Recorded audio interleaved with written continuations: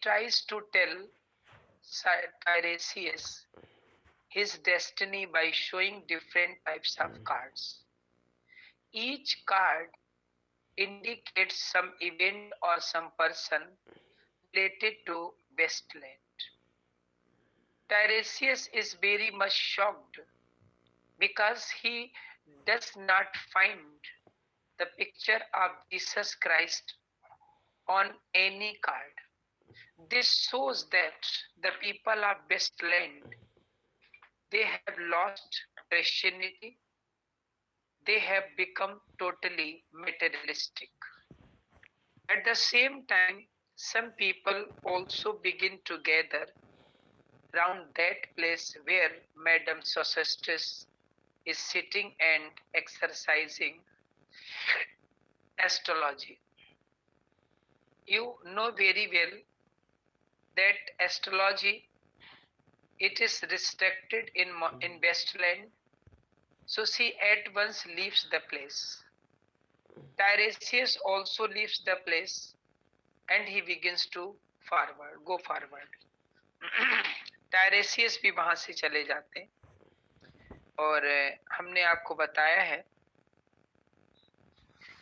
कि एक minute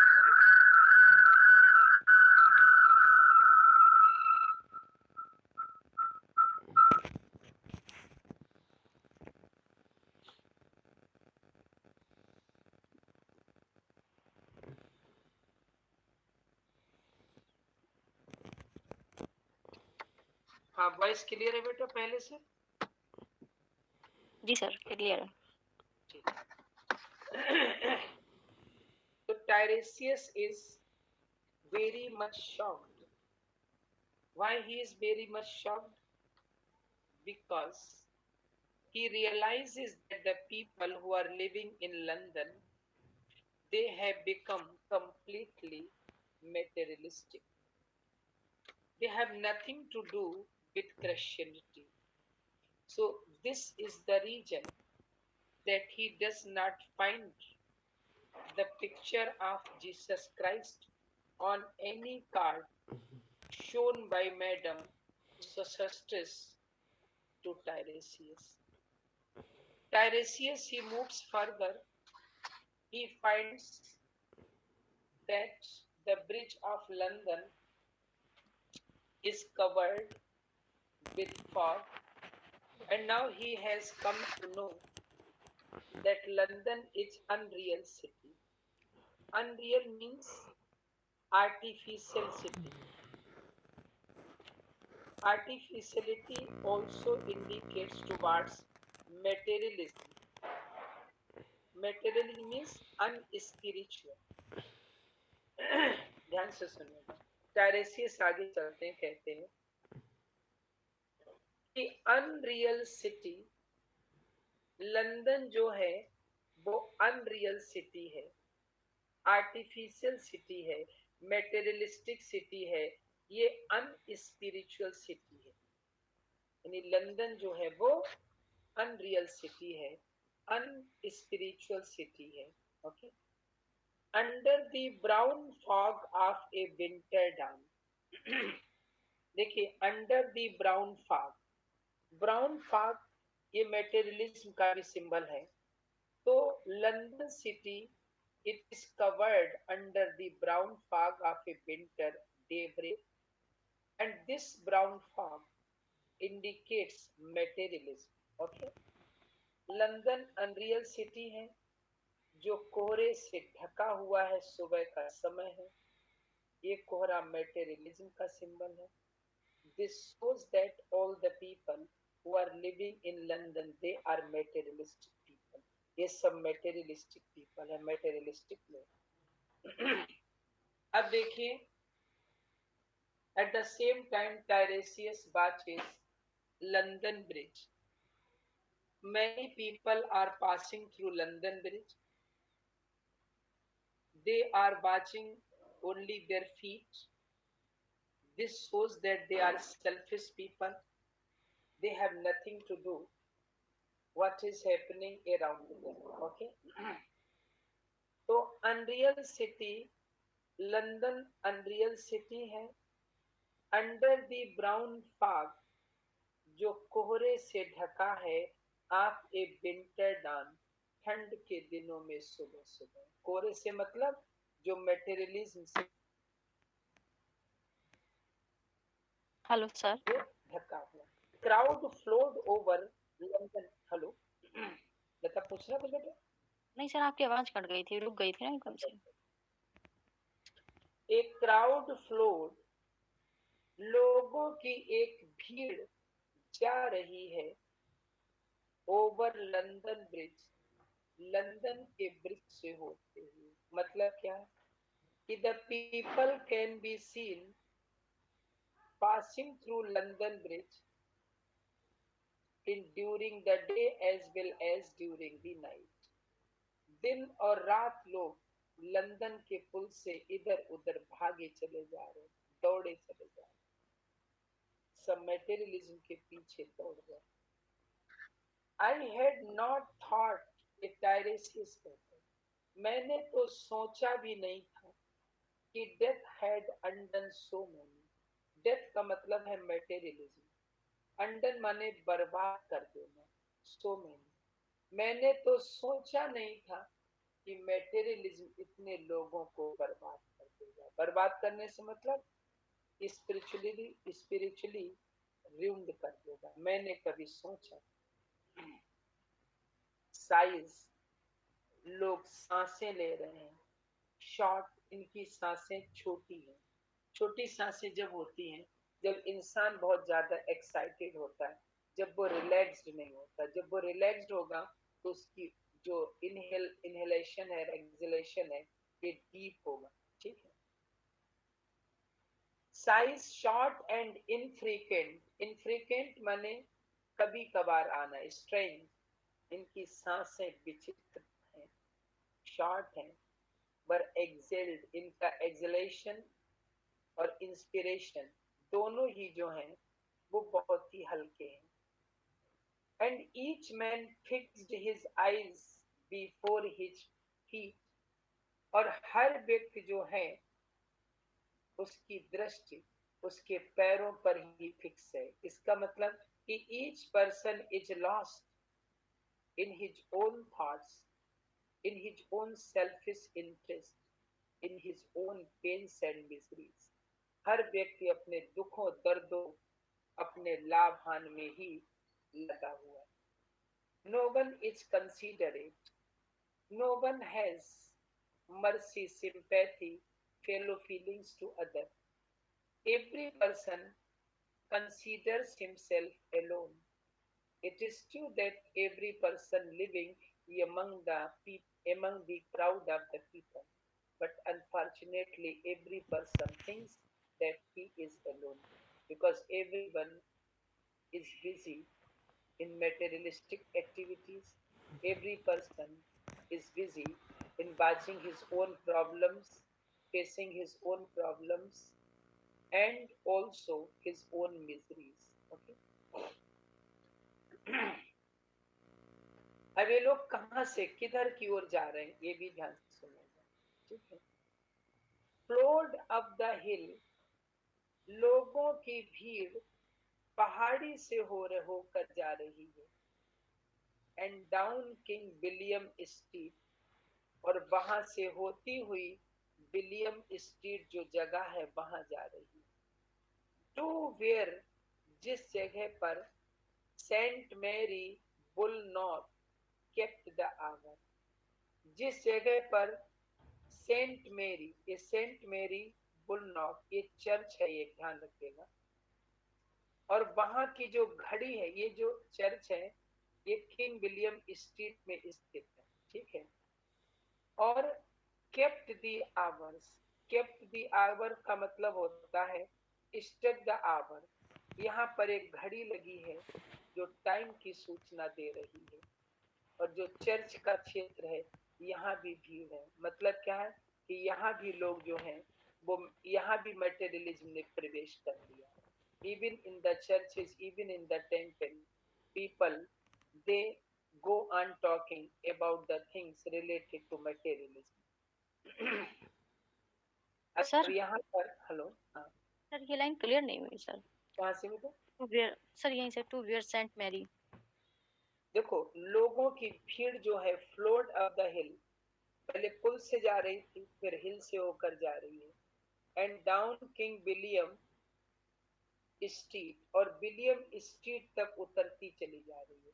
William street वो जगह है टू वेयर सेंट मेरी बुल नॉर्थ, जहां पर सेंट मेरी बुल नॉर्थ चर्च बना है, केप्ट द आवर्स, जिसकी घड़ी चल रही है और वो लोगों को समय के गुजरने की ओर इंडिकेशन दे रही है। जता क्लियर हुआ बेटा? हाँ सर, अब हो। ठीक है। आगे देखिएगा। देर आई सा, वहां मैंने देखा, वन, एक व्यक्ति को, आई न्यू, जिसे मैं जानता था, ये टायरेसियस कह रहा है। सर एक लाइन छूट गई क्या? With a dead sound on a final stroke of 9। अच्छा हाँ, एक लाइन छूट गई, सॉरी। ये हो गया के proper, with a dead sound on the final stroke of 9, यानी यहाँ जो घड़ी लगी है जो समय को बता रही है, ठीक है, with a dead sound. Dead sound का मतलब होता है चीयरलेस साउंड, जिस साउंड में कोई खुशी ना हो।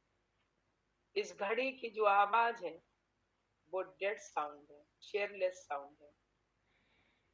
On the final stroke of 9, ये हमें उस फाइनल स्ट्रोक के बारे में बता रही है, अर्थात ये हमें 9th hour of the day के बारे में बता रही है। देखिए ये क्या चीज है, इसको आप समझिए। ऐसा माना जाता है कि जीसस क्राइस्ट की डेथ जो थी वो दोपहर में 3 बजे हुई। जीसस क्राइस्ट की डेथ जो थी वो 3 बजे हुई, और जो उस समय चर्च लगा था, उस समय जो गोलगोथा और जो भी स्थान थे जहाँ पे चर्च थे, तो वो पहला घंटा मॉर्निंग का 6 बजे का माना जाता है। तो मॉर्निंग में जब 6 बजते थे तो 6 बजे जो था पहला घंटा बजता, तो 6 से 6 12 हो गए, फिर दोपहर 12 बजे तक 6 घंटे हो गए, और फिर 3 बजे डेथ हुई है उनकी, जीसस क्राइस्ट, तो 3 घंटे वो हो गए। तो यहाँ जो घड़ी लगी है वो उस फाइनल स्ट्रोक के बारे में बता रही है, उस समय के बारे में बता रही है जब जीसस क्राइस्ट की डेथ हुई थी। लेकिन कोई भी इंसान अब उस घड़ी के समय की ओर ध्यान नहीं, किसी को परवाह नहीं। Nobody stays there to remember that at this is the time when Jesus Christ died. Nobody has so much time to do so. Every person is busy, every person is running here and there. No person thinks about that time when Jesus Christ was, when Jesus Christ died. Okay? तो ये जो घड़ी है kept the hours, ये समय बता रही है with a dead sound, और इस घड़ी की जो आवाज है वो चेयरलेस है, उत्साहीन है, दुख से भरी हुई।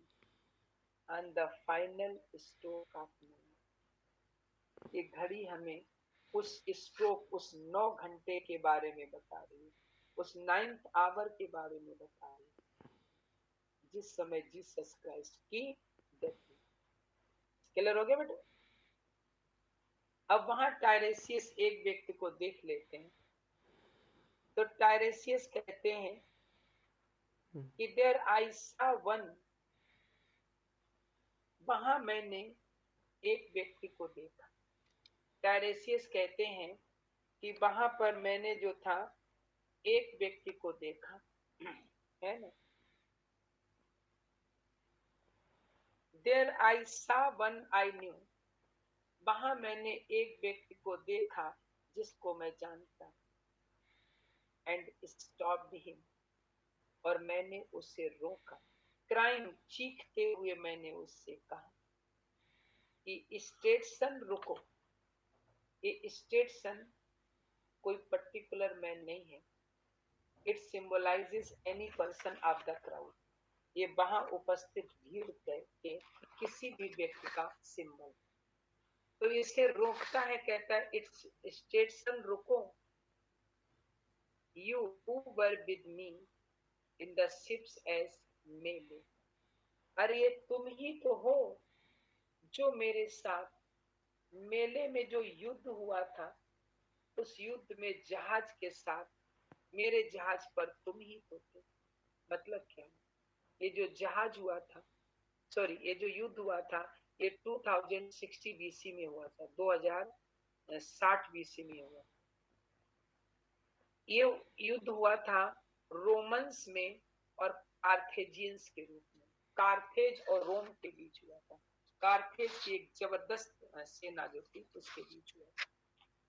तो ये जो था, ये युद्ध का रीजन भी सब मटेरियलिज्म था, लाभ था, सेल्फिशनेस था, ये सारी बातें। तो आई सा वन, आई न्यू, मैंने वहां एक व्यक्ति को देखा, एंड स्टॉप हिम क्राइंग, मैंने उसे चीख के रोक लिया, कहा स्टेटसन रुको, यू तुम ही तो हो, who were with me in the ships at Mylae, तुम ही तो मेरे साथ थे जिन्होंने मेले में मेरे साथ युद्ध में हिस्सा लिया। डेड कॉर्प्स, अब वो डेड बॉडी कहाँ है? You planted last year in your garden, जिसे पिछले साल तुमने अपने बगीचे में दफन। अब ये डेड बॉडी क्या है? What is this? This is the dead body of spiritualism. I have just told you that the people of Westland have become completely materialistic. So spirituality has died, and people, they have buried spirituality under the earth. That's why the title of the first section is Burial of the Dead. Who is dead? Spirituality is dead. And burial of the dead, so this spirituality has been buried. Okay. तो dead corpse कहते हैं dead body, वो dead body you planted last year in your garden, जो last year तुमने अपने बगीचे में plant कर दी। Has it begun to sprout, क्या ये अंकुरित होने लगी है या नहीं? यानी स्पिरिचुअलिटी का वो पौधा जो तुमने बरी कर दिया था, बरियल ऑफ द डेड, जो दफना दिया था तुमने, क्या उस पौधे में अंकुर निकलने लगी, या फिर से तुम्हारे अंदर स्पिरिचुअलिटी के डेवलप होने के कोई चांस है? Will it Bloom this year, क्या ये पौधा इस साल निकल पाएगा? और हैज द सडन फ्रॉस्ट इमेटेरियलिज्म का symbol disturb it's bed monetary, या फिर अचानक कोहरा, अर्थात या फिर अचानक कोहरे ने इस पौधे को नष्ट कर दिया, डिस्टर्ब कर दिया। बहुत ध्यान से सुनिए। वो keep the dog for hints, dog जो है ये ह्यूमैनिटी का, ह्यूमैनिटेरियनिज्म का, मानवता का सिंबल। वो keep the dog for away, मानवता को अपने से दूर रखना, ह्यूमनिज्म को अपने से दूर रखना, ह्यूमैनिटेरियनिज्म को अपने से दूर रखना। अर्थात जो डॉग है ये ह्यूमनिज्म का, ह्यूमैनिटेरियनिज्म का symbol, that is friend to me, क्योंकि डॉग जो होता है वो इंसान का मित्र है। और विद हिज नेल्स, अगर तुमने ह्यूमैनिटी को अपने से दूर नहीं रखा, तो ये डॉग जो ह्यूमैनिटेरियनिज्म का सिंबल है, ये अपने तेज नाखूनों से he will dig it up, spirituality को खोद के निकाल लेगा, और मैं भी तुम्हें फिर से स्पिरिचुअलिज्म की ओर बढ़ने के लिए प्रेरित करें। तो सारी ह्यूमन क्वालिटीज को खत्म कर दो और स्पिरिचुअलिटी का पौधा जो है उसको दफनाए। यू हिपोक्रेट्स, फिर कहता है कि तुम कौन हो? तुम हिपोक्रेट्स हो, तुम पाखंडी हो, तुम केवल दिखावा करते हो और कुछ नहीं। ठीक, यू हिपोक्रेट, लेक्टर कहते हैं रीडर, तुम पाठक पढ़ने वाले, दिखावा करते, पाखंडी। मॉन सेम्बलेविल कहते माई फेलो मैन, मॉन फ्लेयर, माई ब्रदर, इस बात को ध्यान। क्लियर? रीडिंग लगाएं, जो प्रॉब्लम है पूछेगा। सर ये मॉन सिंबल का क्या बताया आपने? ये कहाँ पे? मॉन सिम्बलेविल, ये जी सर। इंग्लिश लैंग्वेज नहीं है, इसका मतलब है माई फेलो मैन, ओके सर। ठीक है। और मॉन फ्रेयर इसका मतलब है माई ब्रदर, ठीक है।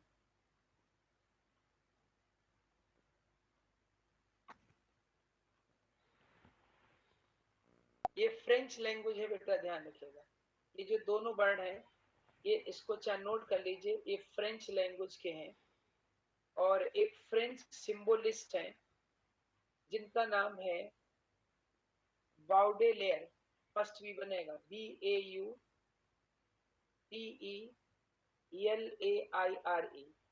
बाउडेलेयर एक फ्रेंच राइटर है, ये सिंबोलिस्ट है। इनका एक वर्क है, उसका नाम नोट करिए, preface to floors, FLEURS, preface to floors, DU, ठीक है, माल MAL, इससे ये लाइन ली गई है, दोनों लाइनें जो सर एक बार इनका राइटर का फ्रेंच राइटर बोले, इनका नाम फिर से बोल दीजिए, स्पेल। BA फर्स्ट भी बनेगा BAUDELAIRE,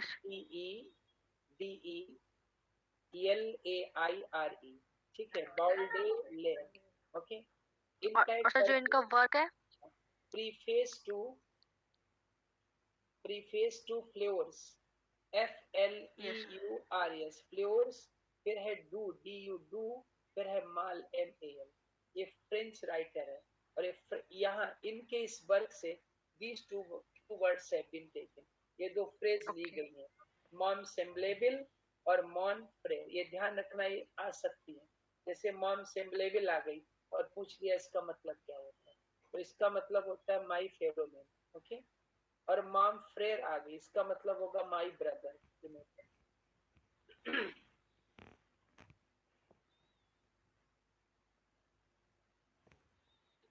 रीडिंग लगाए, जो भी दिक्कत है पूछिएगा।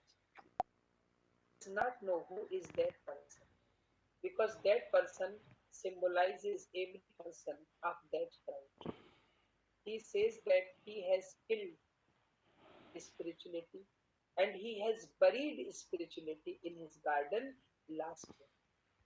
इन्होंने पिछले साल स्पिरिचुअलिटी खत्म कर दी और उस स्पिरिचुअलिटी का डेड बॉडी अपने बगीचे में दफना। तो पूछते हैं कि क्या उसका पौधा अभी निकला है या नहीं निकला, क्योंकि अप्रैल का महीना है, April is the coolest month, क्या इस साल निकल पाएगा उसका पौधा या नहीं। फिर वो कहता है कि डॉग को दूर रखिएगा। डॉग जो है वो ह्यूमैनिटेरियनिज्म का एक सिंबल, यानी मानवता का सिंबल, यानी मानव फीलिंग को अपने से दूर रखिए। ऐसा ना हो कि वो मानव की फीलिंग्स इस स्पिरिचुअलिटी को तुम्हारे अंदर से जगा दे। Dog who is a faithful friend of human being, तो ऐसा ना हो कि ये डॉग अपने नाखूनों से उस डेड बॉडी को खोद के निकाले। क्लियर हुआ? जी सर, अब हाँ। अब if any student has any problem, कोई प्रॉब्लम है उसको पूछिए, and your first section is completed. आपका फर्स्ट सेक्शन कंप्लीट हो गया। अब आप देखिएगा किस सब अलग अलग विचित्र सारे इवेंट्स हैं। Yes, let us move further, आगे चले।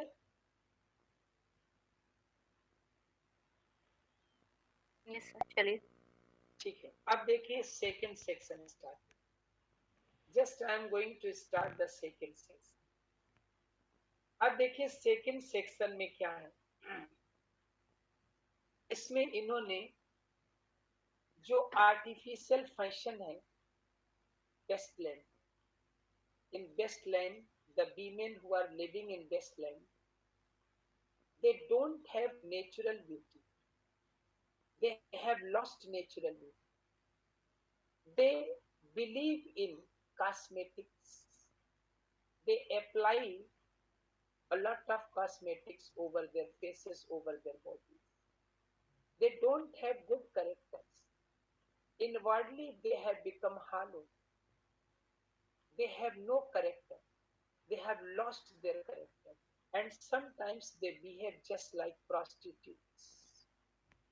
And they don't have any good color. तो अब यहाँ पर इसमें इन्होंने सेकंड सेक्शन में एक लेडी का जिक्र किया, ठीक है।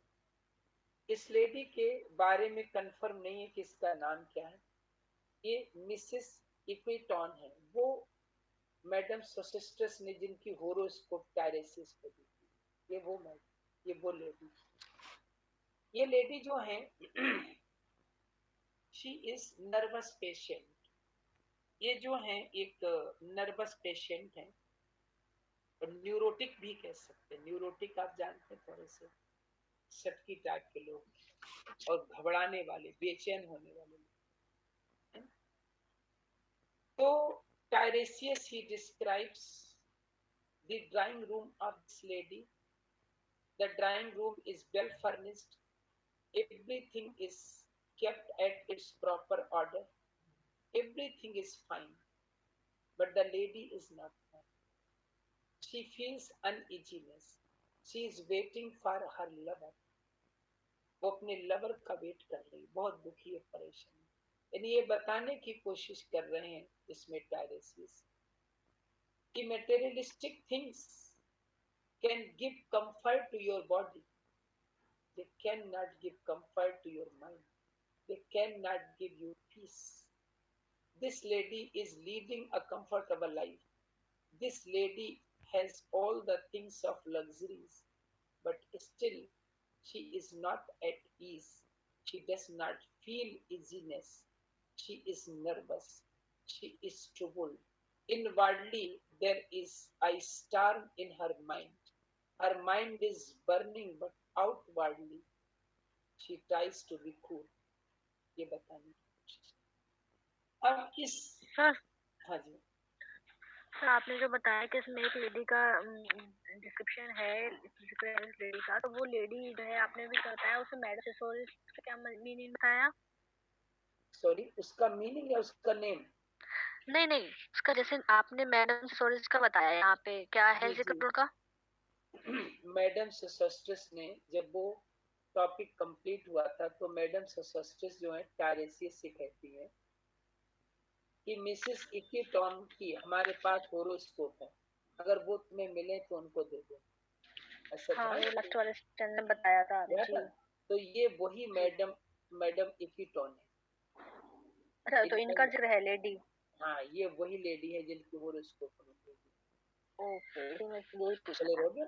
अब क्लियर हुआ यस नहीं? Sir, yes sir.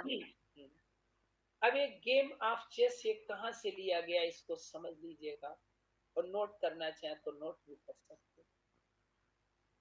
T.S.. Eliot has taken its title. T S. Eliot ने इसका टाइटल जो है लिया है, एक राइटर है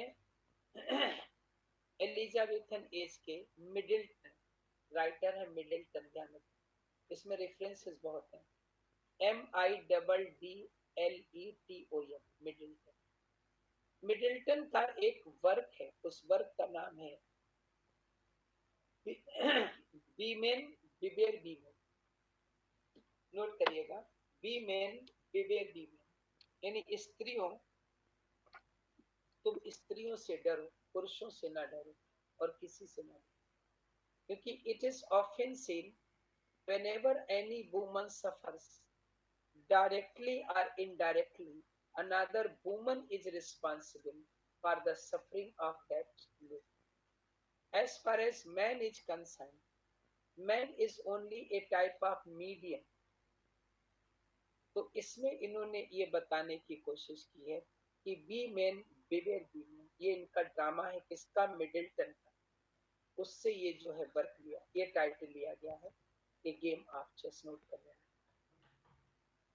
इसमें होता क्या है कि देयर इज ए ड्यूक, एक ड्यूक होते हैं, he goes to the house of a lady, वो एक लेडी के घर जाता है, और he makes the lady engaged in the game of chess. ये दोनों गेम ऑफ चेस खेलने लगते हैं, और the lady, she gets so much engrossed in the game of chess that she does not think whether Duke is playing with her or some another person is playing with her. She goes on playing the chess, and what happens? Duke he rises secretly. He goes into the room of the daughter-in-law of that lady, and the Duke seduces the lady. So this is the story of the play. Okay, यहीं से जो है ये title को लिया गया। तो ये गेम ऑफ चेस कहाँ से लिया गया? मिडिल्टन एक राइटर है, उनका एक प्ले है बीमेन बिबे बीमेन, वहां से। अब गेम ऑफ चेस एक और इंडिकेशन भी दिया। You know what happens in the game of chess? Chess के गेम में क्या होता है?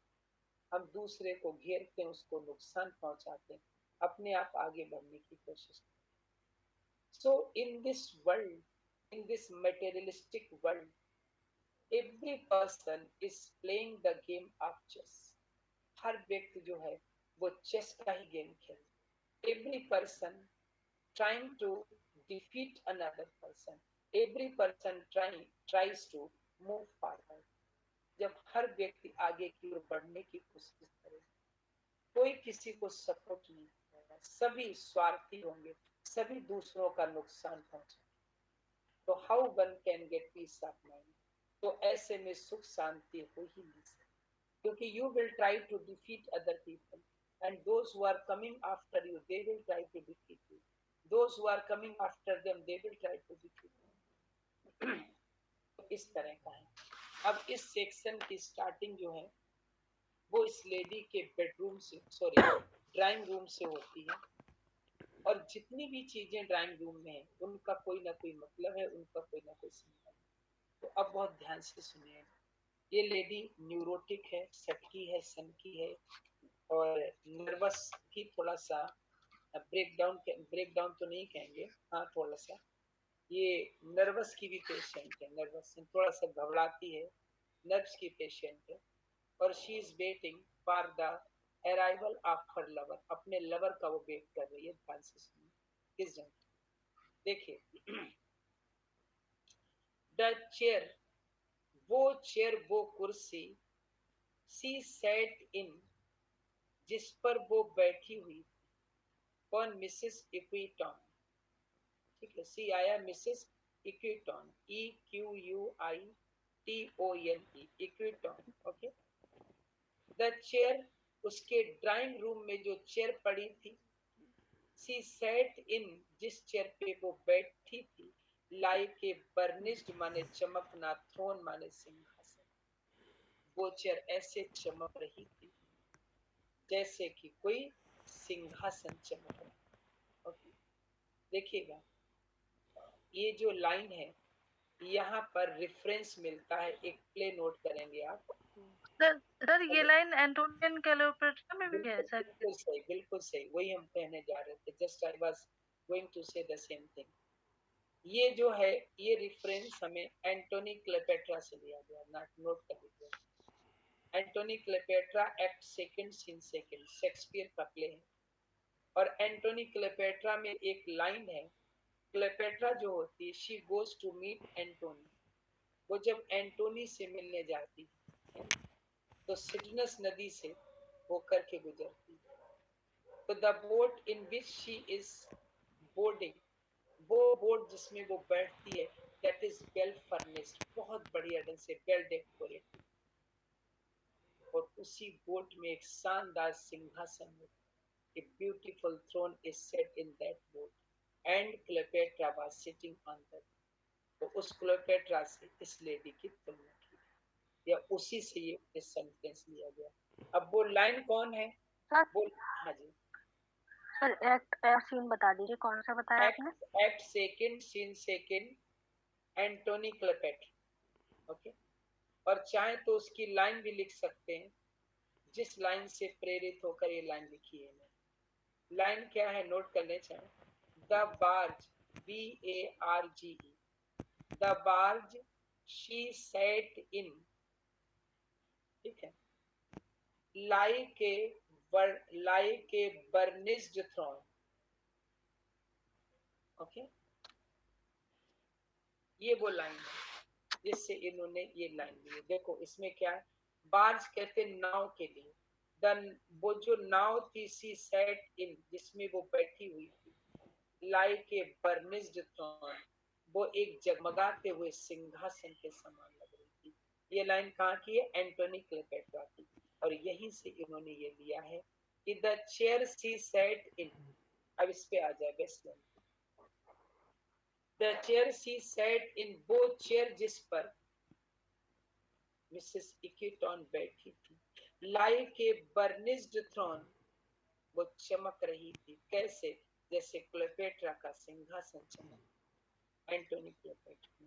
देखिए, before it T.S. Eliot has also mentioned one play of Shakespeare, and I think you must remember Tempest. ध्यान है, Tempest का भी इन्होंने जिक्र किया था पहले, और एक ये एंटोनी क्लेपेट्रा का जिक्र किया, ध्यान रखिए, है ना। और एक और ध्यान से सुनिएगा, T.S. Eliot ने हेमलेट प्ले का भी जिक्र किया, लेकिन इस पोइम में नहीं, इसमें नहीं है। इनका एक वर्क है love song of J Alfred Prufrock. In that work, T.S. Eliot has also mentioned the play Hamlet. Okay, ध्यान रखिए। इसमें इन्होंने किस किस का जिक्र किया है? एक तो Tempest. In this work, T.S. Eliot has mentioned two plays of William Shakespeare. First is Tempest and another is Antony Cleopatra. Okay. Sir Tempest से रिलेटेड लाइंस आ चुकी है? हाँ, इसमें हमने बताइए कहाँ पे उन्होंने देखी, वो है कि his eyes, those were his eyes are pearl, ध्यान है? जी सर, कल वाले पैराग्राफ में था क्या? कल कल पढ़ाया पढ़ा नहीं था सर? सर कल हमारा छूट गई थी सर, क्लास छूट गई थी कल। अच्छा, ये है आपका कि those are pearls that were his eyes, sir मिल गया। ठीक है। ये टेम्पेस्ट से लिया गया, और ये जो एंटोनी क्लेपेट्रा का है। ओके, चलिए चलते हैं जी। तो the chair she sat in, वो चेयर जिस पर मिसेस इक्यूटॉन बैठी थी, लाइक ए बर्निस्ड थ्रोन, वो एक सिंहासन के समान जगमगा रही। ग्लोब्ड माने चमकना, ऑन द मार्बल, और सामने मार्बल की ड्रेसिंग टेबल थी, वो भी चमक रही। वेयर द ग्लास, उस ड्रेसिंग टेबल पर एक शीशा जिसमें हम अपना फेस देखते हैं, हेड अब सीधा लगा हुआ था। बाई स्टैंडर्ड कहते हैं लकड़ी के पिलर के द्वारा, लकड़ी के दो पिलर लगे थे, उन पर एक शीशा लगा। रॉड का मतलब होता है खुदा होना या ऑर्नामेंटेड, आभूषण, विथ फ्रूटेड वाइन्स, और उन लकड़ी के दो पिलर पर फलों की लताएं इत्यादि खुदी हुई थी, बनी हुई। बहुत ध्यान से सुनिए। फ्रॉम विच, और एक लकड़ी के पिलर से क्यूपिड पीप्ड आउट, क्यूपिड बाहर की ओर झांक रहे। यानी there was a dressing table that was before the lady, and on that dressing table there were two pillars of the wood, and they held a mirror. Okay, and the pillars were decorated, different types of fruits, flowers and leaves, they were carved on the outer surface of those pillars. Okay, तो एक pillar पर Cupid बने, Cupid is the god of love, and he is trying to look out, वो बाहर की ओर देखने की कोशिश कर रहे थे, ऐसी वहां पे बनी। ठीक है।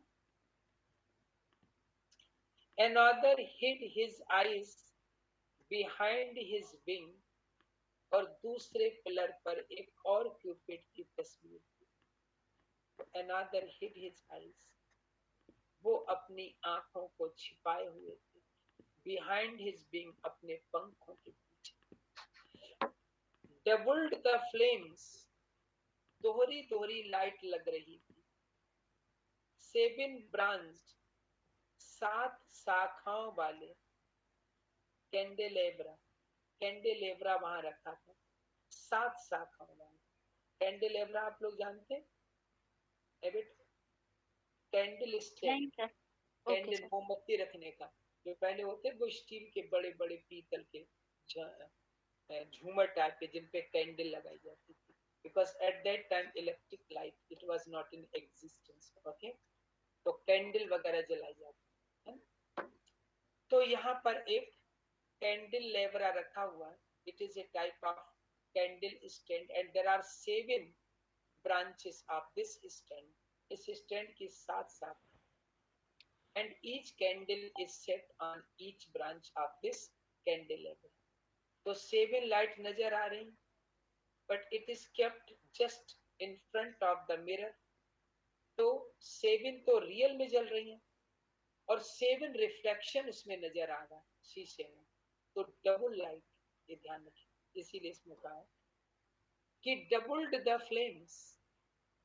फ्लेम कहते हैं लव, पिंक।